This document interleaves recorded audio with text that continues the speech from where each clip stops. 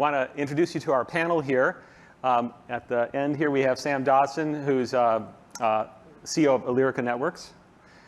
Next, Jim McKenna, founder and CEO of Redzone Networks. And Dave Gibson, who's the Chief Revenue Officer of Commnet Broadband, which is a part of AT&I. So 3 very different service providers using the product in different areas of the country. Oregon, Maine, and where's the deployment in Commnet? Southwest. In Southwest US. Different morphologies, meaning different amount of trees, hills, assets. And I think a really interesting blend of reasons for why they ultimately have chosen Toronto. Maybe we start with you, Sam, and give us a little bit of a few thoughts on how you arrived at Toronto, why are you using the product, how's it helping you with the digital divide up in Oregon? Yeah, so real quick intro on Alyrica Networks. A company was founded 21 years ago by 2 brothers. We service over 7,700 customers in the Willamette Valley today. Big challenge, as you saw from the video, is we deal with a lot of trees, a lot of pine trees, as well as deciduous all throughout the valley. The local towns really do love their flora. And so as a result, we've got a lot of challenges to overcome. Trees are tough. Trees are tough for wireless. Yes, yeah. So when I started at Alyrica Networks, I engrossed myself in what was available on the market. I spent probably a 2-year journey, kind of digging into everything from 3GPP technologies to every proprietary system out there you might run into at a traditional WISP event. And then at one point, I ran into an operator who was testing your product. And probably your best salesman, might want to put him on payroll. And he more or less asked me to fly out and check out the product, and it was incredible to see. But what really nailed it down for Alyrica was we had a test tower. We had, I would say at the time, 4 different technologies on this test site. Toronto was one of them. And hands down, Toronto outperformed everything else at that test site. And we were trying to solve on multiple metrics. So spectral efficiency is extremely important. Unlicensed spectrum it's very noisy. I think as anybody who operates in it knows. So you want to maximize the throughput you have per channel. And that frequency reuse of 1 was, you mentioned it's a game changer. It's the holy grail. It's something we're chasing after. 3GPP had some promises there, but didn't deliver as well as we were hoping, and Toronto did. So it's been a great experience so far. We're definitely looking forward to continuing our rollout with Toronto. Well, we're thrilled. And that word of mouth is, by the way in which the product has actually generally made its rounds is, in fact, through word of mouth. Because manufacturers come out all the time and say, hey, our product does X. But until you've actually tested something, especially something like this, because it's really complex to test. It's not just a one and done in the lab. You need to put it in the real environment and see it. Now, speaking of real environments, Maine, talk about trees and talk about a place that's interesting for fixed wireless. Maine is tough. When I travel to California or to Texas or to Los Angeles. You're like, I love this place. I think, why didn't I start a fixed wireless company here? Lots of maples, lots of oaks. It's not too late, Jim. But it's beautiful. So I've been in the communication space for about 30 years, deploying fiber and fixed wireless. I started Redzone about a dozen years ago and have since expanded it to cover about 250,000 passings, 200 towns, 20 offshore islands, and we have thousands of customers today across all 16 counties in the state of Maine. Most of our network operates on licensed spectrum. It's licensed 2.5 gigahertz using standards-based LTE. And that standards-based LTE and that licensed spectrum gave us the capacity that we needed to punch through the trees. I'm sorry, the coverage we needed to punch through the trees. But it failed at scale and it didn't have the capacity that we needed. The Wi-Fi products that we've tested over the years, and there are many of them, and I won't name names, but they did much better on capacity, but they lacked in coverage. And all of these products were sort of a house of cards at scale. They'd start to fall down and there'd be a lot of self-interference. And around 2021, I grew exasperated to the point where I thought I would go back to my roots with fiber. In fact, my regulatory attorney said, Jim, at your age, a little fiber would be good in your diet. Actually, our first meeting, Jim, I know you remember this, you were at that point where you're thinking, you know, I was. Yeah. I was. And then I was introduced to Tirana. And I'm here to tell you all today that Tirana is very real. We piloted the technology over a year ago. We've now covered one entire community with the product. The community and the residents there are thrilled. They're getting very consistent and reliable speeds. The majority of our new customers are coming from cable, not unserved, but from cable. And you know, our only challenge at this point is getting the product. Yeah. But we have big plans, big plans. You know, what we like to say is the wireless revolution, and I've always been passionate about wireless, started about 100 years ago. Right. But the Redzone revolution starts now. Yeah. And as much as we can get our hands on this product, we're going to get out there and we're going to reach all of the unserved and the underserved who have been waiting for a solution like this. Yeah, two things, by the way, you said I wanted to highlight. One is the Litchfield experience, the community you mentioned, where we helped close the digital divide. We're going to have video next. Yep. We're going to show that community and the impact it's had. It's quite interesting. The other thing is, you know, Sam, you had mentioned K=1, and you mentioned frequency reuse. And for the audience that is maybe not as steeped in that, what that means is if you have a certain amount of spectrum, you can use the same spectrum on every radio and even nearby towers. K=1, M=, and why is that important? Because spectrum is not easy to come by sometimes. We do both licensed and unlicensed. With you, we're doing licensed CBRS spectrum. And it's very hard to interleave frequencies because that means you have to have more spectrum.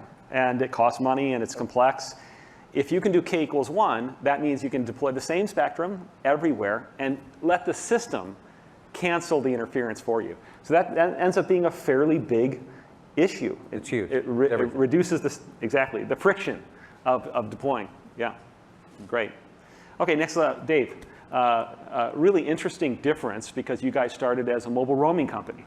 Yeah, that's right. Yeah, and are now moving into fixed wireless with your assets. So, a little background on what you're doing. Oh, that sounds good. Well, I feel, to some extent, I think I'm at an intervention. I've spent 25 years exclusively in the fiber business, and you know, now I'm converting over. Okay. It's gonna be okay. And you folks are helping me through it, and I'm spending a lot less money, which is good too. So.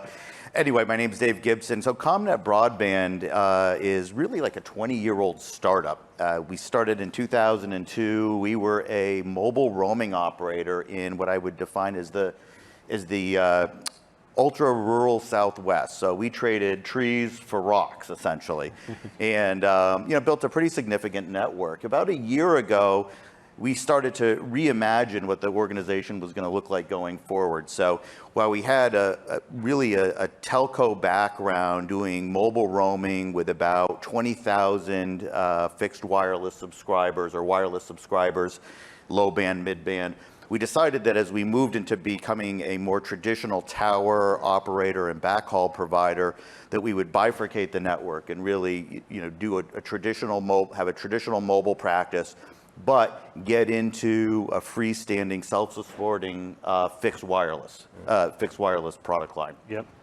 So Tirana was our choice for a number of reasons. The topology is obviously very difficult for us.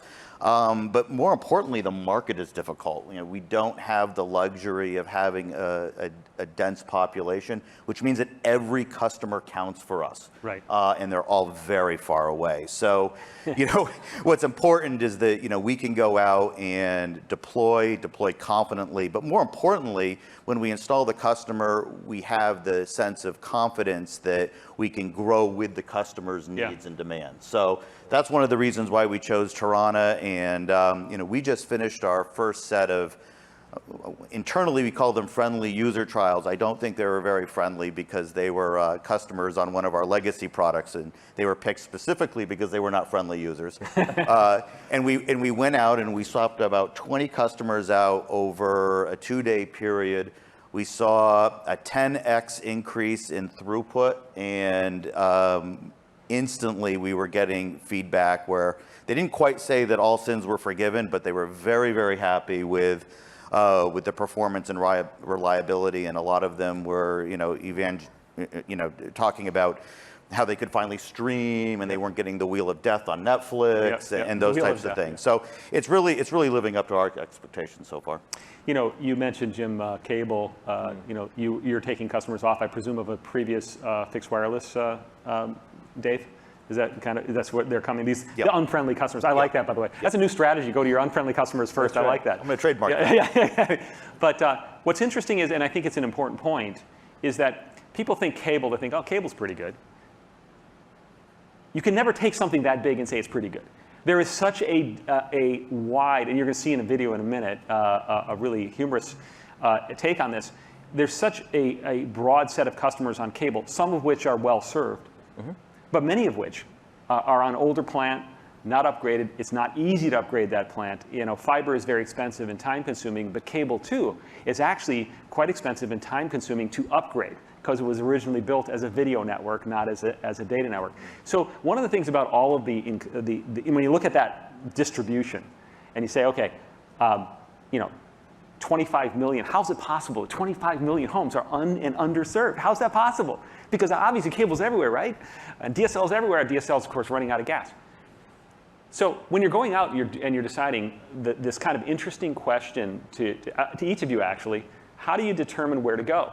Because there's density considerations, there's incumbency, and how you help the subscribers and get enough customers. How do you look at that kind of complex matrix and decide where do you go next? Maybe start with you, Sam. Yeah, so I think you touched on it. Competitive environment is a major driver for what technology to choose and what kind of time horizons you're expecting. Yeah. Density is a big play. So Alyrica Networks does do both fiber and wireless. Definitely more heavily in the wireless space, but and we talked about this kind of outside of this presentation. But Alyrica Networks 2 years ago, we were more or less planning on shifting most of our capital reinvestment into fiber, because we were struggling to find a wireless technology that was going to take the service tier where it needed to go to meet a lot of the various definitions of broadband at scale. Yeah. So we might be able to deliver a tier that met the definition of broadband by the FCC with a handful of customers, but not with hundreds of customers on a tower. And we really needed a technology that could do that. One thing, one of the interesting things about what you're saying, and it came up earlier, I had grouped all of the solutions for broadband into great but expensive and slow, and let's say marginal in some way or another, but more cost effective. The problem is those marginalities are becoming more important. In other words, it was okay in the past to have a bit, okay, the performance isn't quite there. Now it's not. It was okay that the latency wasn't particularly good. Now it's really not.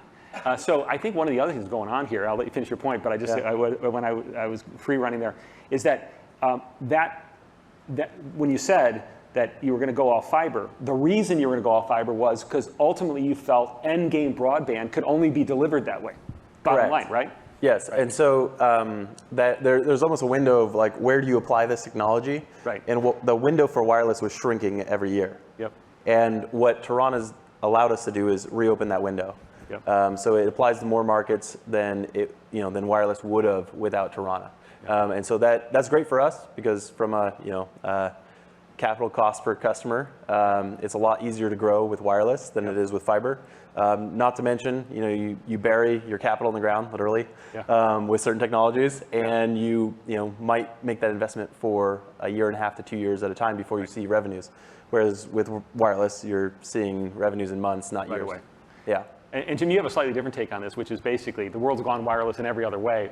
This is better in every dimension. Now, that's not everybody has that, but Jim, you want to make a comment on that? Yeah, you hear repeatedly that fiber is the gold standard.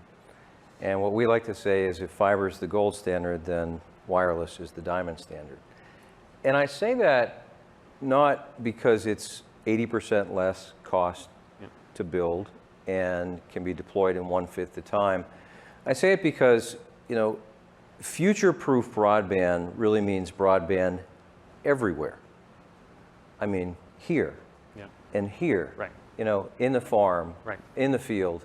And only wireless can do that. right? Wires tend to discriminate. Wires got us into this problem in the first place. But let me talk about Maine and how to distinguish where we expand service. So in our state, 94% of households can get access, and this is based on the latest 477 data at the FCC, can get access to speeds of 100 megabits per second in the download. But 85% of those locations have only one provider at those speeds. So we look at the entire state as being underserved. Yeah. And we think the overlay for competition, right, and nobody likes a monopoly, people want choice. We think the provider that should come in and overlay should be fixed wireless, it's cost effective, it's quick to deploy.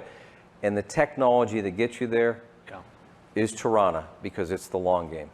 Yeah. And well, I know we're going to hear more about that today. And GFWA. And by the way, that's a perfect segue, Dave, to kind of the unique thing that you guys have done, which is basically started in a mobile roaming, as I said. And we're seeing this, by the way, from a number of customers where obviously you can deliver broadband with 4G, 5G technology. And you know, I don't deride anybody who's trying to help solve the digital divide. It takes every piece of technology we've got to solve this problem. So in some ways, if you know, this recent success of 4G, 5G for fixed wireless is a great indicator of exactly what you said. The sheer demand, the thirst for alternatives and for a better experience. So we look at that in a very positive way, and we know that ultimately, you know, we can deliver a better, even better experience, an end game experience, one that will go the long distance. What we're seeing from customers, though, is some are using that tool, but others have concluded actually that it's a better idea to use mobile for mobile and fixed for fixed. And I think that's where you guys ultimately landed. Yeah, our model was, you know, really best of breed, right? So, you know, running two platforms, we had the advantage of owning the steel and the infrastructure, which affords us that. Nice. But with the limited footprint that Tirana has on the towers and, you know, the ease of implementation, it was really a clear choice for us as far as our customer base. Right. You know, going back to what you were saying about, you know, cable and you know, LEC products, you know, thinking about our markets, and again, we're ultra rural, right? So in a lot of our communities, we do still have LEC and cable, and you know, there is some concern that that's a threat, but they're so far down the road of capital deployment. You know, a lot of these assets are not slated to be upgraded for, you know, a number of years, which gives companies like ours plenty of runway to do fixed wireless, to do fiber to the home, to do a hybrid approach. So we have the advantage of coming in with, you know, a state-of-the-art fixed wireless technology, partner with local communities, be able to deploy fast, and you know, execute in areas that really haven't seen speeds, you know, really much over 10 meg. Right. So which is unbelievable. By the way, the final, I'll give you each a chance to comment if you'd like. The working with the communities is really interesting to us because actually, not with the government programs, there's a lot of money around, but in the end, money is money. You have to have something, an entity locally that's making choices and helping to sort it out, which is sometimes not easy for let's say, a town manager or somebody like that to try to dice up these technologies and try to get to the bottom. I presume each of you is involved in helping to, you know, those communities to kind of sort through the slogans, because there's a lot of them out there. You know, any experience with that? And I know we're going to, the next videos are going to show a bit more of that. Sam, we saw the video with Polk County. Yeah, so in the video, Polk County, partner of ours, great group of individuals. They understand the limitations of available capital, and we were able to provide them with enough data, clear planning, and show them how far we could stretch their capital investment by working with them through a wireless project to deploy Tirana, specifically your CBRS product, to the folks of rural Polk County. So they see the value in it, and they were willing to partner with us, and we're super excited to get that deployed and hook up those customers. How do you, like Jim? How do you engage and educate? I mean, because obviously there's this hangover from wireless. It's like, oh, I had wireless, it just didn't work. It just how do you get through that? So you really have a couple of different groups. You have communities that do have tunnel vision on a fiber solution. Yeah. And then you have others that are tired of waiting. Yeah. They've suffered through the pandemic. They couldn't work from home, Yep. and they want a solution now. Yeah. And they also want it to be cost effective, right? So, we did a project in central Maine, in the community of Litchfield. It's a beautiful rural community with lakes and rolling hills. And only 12% of the community didn't have access to cable. But that 12% wasn't in a little pocket over here. Yeah. They were scattered all over town on fire By the way, roads. that's kind of interesting. The stranded street thing, which I learned about, is really interesting. When they do a deployment, a street or two didn't get covered, and it's done. There's just stranded. Right. And they show up on the database as served because everybody around them is served, but they're not. Yep. It's a really a complex situation. So in this case, a couple of hundred homes scattered all throughout a fairly large rural area. Yeah. And the options were, $1 million subsidy toward the cable company to close the gaps, but then you have a single provider solution. Just perpetuate what feels like a monopoly. The town looked at a fiber project. Budgetary estimate was $5.6 million. Yep. And we came in and offered something that could cover 100% of the unserved and provide, a choice in provider for 100% of the community. Yeah. And as I mentioned earlier, the response from the vast majority of the community who have access to cable has been overwhelming. So we implemented the community thought it would take 2 to 3 years as a minimum to build a fiber network. We came in and we gave ourselves 11 months, and we went from ink to in service in 6 months. Oh, there it is. By the way, time, one of the things that people, I think, underestimate, unless you're the one who doesn't have broadband, that time element, forget about the cost. Some people would deploy it even if it was more expensive, but just because they don't have a solution. So I'm going to give you the final word.